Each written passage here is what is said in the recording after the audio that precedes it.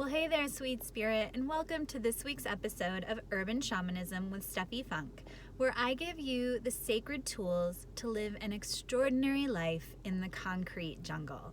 And this week we're going to be talking about the medicine wheel, which is a shamanic tool of manifestation. Now, you may or may not have heard of the medicine wheel before, and I do want to caveat this video by letting you know that different lineages have different medicine wheels. And so I respect and honor all lineages, but I am going to teach you the one that I've learned and that has been so helpful in me turning my life from ordinary into extraordinary. So I'm going to take the next 4 videos, the next 4 episodes of Urban Shamanism, and walk you through each phase of the medicine wheel. Now, the medicine wheel is based on the 4 directions: east, south, west, and north. And in my lineage, the very first step of the shamanic medicine wheel starts in the east. Now remember, the medicine wheel is all about manifestation. And it's about how to do this effectively in a way that works for you and works for your life. The east is all about new beginnings. The east represents the void, the sacred womb, the great unknown, the darkness before the dawn. The problem happens when we try to jump into the north, which I will get to in video 4, and the north is all about action. But so often, especially in our American culture, we try to work in the north and be in action before we've actually laid the groundwork for effortless action. So when you follow the medicine wheel through the east, the south, and the west, there are so many things that happen and align with you before you get into the action of the north that then make the action itself that's required of you very minimal and very effortless once you get to the north. So it pays to lay the groundwork first. And the medicine wheel is always at work whether you pay it any attention or not. But when you use it intentionally in your life, you will be amazed at how you can plug into its power to manifest the life of your dreams. So today we're going to start with the east, and I am going to relate the medicine wheel personally, at least as we start in the east, to my own manifestation of my divine purpose work in the world, which is exactly what I'm doing. My divine purpose work is in helping you find yours. But remember, you can use the medicine wheel on anything you want to manifest. So you can definitely extrapolate my story and my example into whatever works for you in your life. So for years and years, I was dying to know what my divine purpose was. And my prayers would sound something like this: Spirit, tell me my divine purpose. If only I knew what my divine purpose was, then I could totally do it in the world. And I would feel really resistant and kind of pissed that I just didn't know what I was supposed to be doing. I knew I had all these gifts and talents, but I just didn't know how that translated in any effective way to actually be life purpose work that could provide for me and my family and make a big difference at the same time. And I got into a lot of resistance. I don't know if you can relate. But resistance is what happens when life is any way other than the way you think it should be, right? So I was in a lot of resistance because I felt like I should know my divine purpose and I didn't. And I was just kicking and screaming against the structure that my life was. Well, when I finally learned about the medicine wheel and the direction of the east, I found out that the east, like I mentioned, is all about the great unknown. It's the void. It's the darkness before the light. And there's 2 poles in the east. The positive pole is peace. The negative pole is chaos. So you get to choose whether you want to be in peace or chaos in the east. But here's a hint. If you stay in the negative pole of chaos in the east, you will move into the negative pole of the south, which I will get to in the next video. So another little hint about the medicine wheel is if you find yourself at any phase of your manifestation and it's just not working for you, that's a clue to go back to the direction in which you were in the negative pole and switch it to the positive. So for example, if I'm in the west and I find myself in the negative pole of the west, I'm going to track back. Okay, where did I lose my footing here? I left the East in chaos. No wonder I'm in the negative pole of the West. So, and again, I'll get to the negative poles of those directions in future videos. But for now, in the East, I want you to start thinking the difference between peace and chaos. So if I am in crazy resistance about not knowing and needing to know, does that sound like peace or does that sound like chaos? It's chaos, and chaos breeds more chaos. So what Spirit's hearing is me saying, give me more evidence that supports me feeling in resistance. And so Spirit's like, sure, I'm happy to serve that up for you. And it keeps me stuck and spinning in resistance and chaos. And then often, like what we'll do, so for example, I'll then try to jump into the North and like try to force some divine purpose in the world, but I never laid the groundwork from the East to be in peace. So what does peace in the East look like? It looks like total surrender. I don't know, and that's perfectly okay. So in Buddhism, there's something called the don't know mind, and the don't know mind is actually one of the highest states of being, because it's that point at which we realize that our limited egos can't think beyond themselves. They're just stuck in rote automatic processing. It's the moment in which we surrender to a higher power that knows far more than we do about our highest and best. And what's our highest and best is always the highest and best for everybody involved. Sorry, my arm's getting tired. So when it comes to the East, it's all about this great surrender to I don't know. And that's okay. And I don't know how long I'm not going to know. And that's okay too. And there's this really big trust and faith. You can even like hear it as I'm talking. It's like, oh, it's so expansive. It's the spaciousness.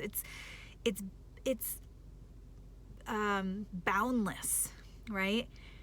Anything is possible. It is the realm of pure potential. It is the quantum field, the 0 point field of pure potential, all possibility. So when you get into this space of surrender and trust and faith, you remember that divine timing is at work. And the sooner you're able to just kind of get cozy with the unknown, the sooner you will know. It's this total paradox in all, like spirituality loves paradox. That's one of the great ones. If you really want to know, surrender to I don't know. And what will open up for you is a lack of resistance. And when you are out of your resistance, you start to view instead, because like think about the void, right? It's dark. It's the darkness before the light. There's two ways you can look at that. One way is you can look at that as scary. It's dark. I can't see. Another way you can look at that is like a great warm womb.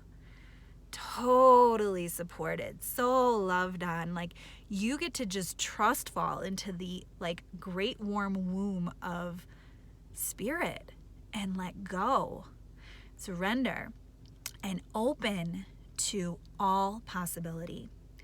So with that, I am going to bring you to this week's inner shaman practice, because there are a lot of things that you can do in your day-to-day that will set the space for peace versus chaos and allow you to move out of the East more quickly, even though that's not your intent, right? Your intent is just to get really comfortable with the unknown.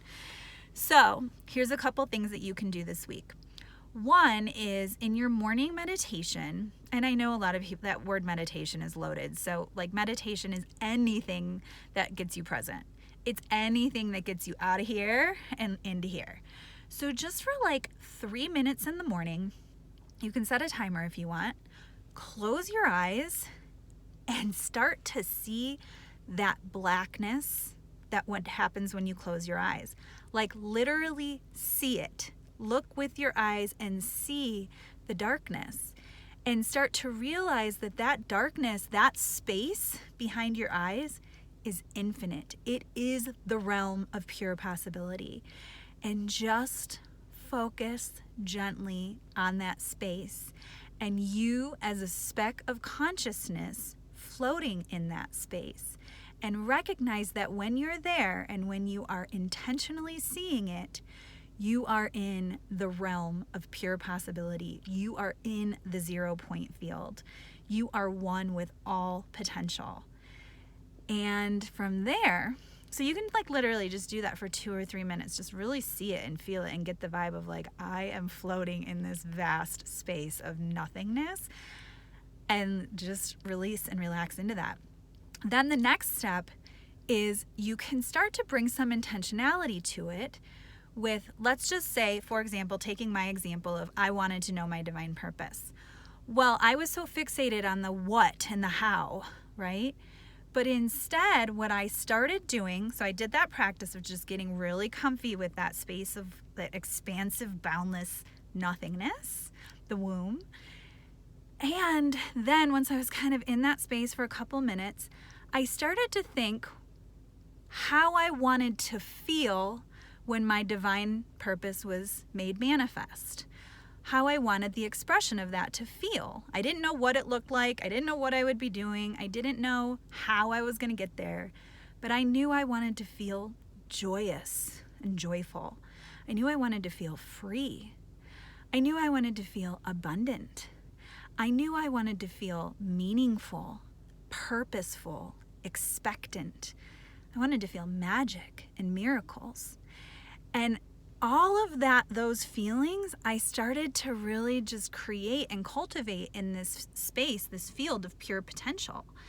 And then it almost became a felt sense. All of those feelings together became the felt sense of what I wanted my manifestation of divine purpose to feel like.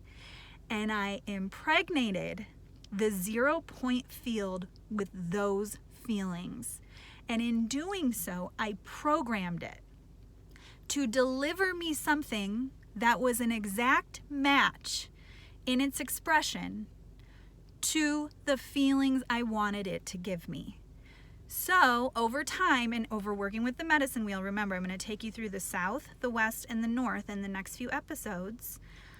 My divine expression, my divine purpose manifested into what we're doing right now. It's my personal brand, it's urban shamanism, it's helping people rise as the light worker they were born to be, and it gives me all of those feelings. Joy and freedom and abundance and magic and service and all of these wonderful things. It's an exact match to what I programmed the field with. But I didn't know what it was going to look like then. All I knew to do was to focus on the feeling I wanted it to give me and to program the field with that and release all attachment to the outcome, the results, or what it was going to look like. And once that was complete, then it was time for me to move into the south.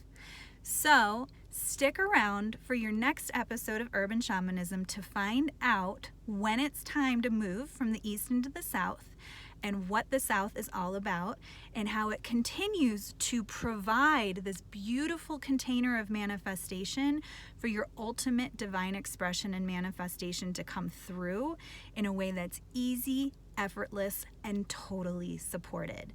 But before we get there, I would love to hear your feedback on the medicine wheel and where you in your life might be in the East, that great unknown. And using this week's inner shaman practice, let me know how it feels for you. Do you start to feel yourself sliding into the peace and out of the chaos?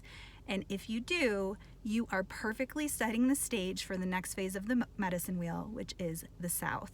And you'll love the South. It's a beautiful place to be.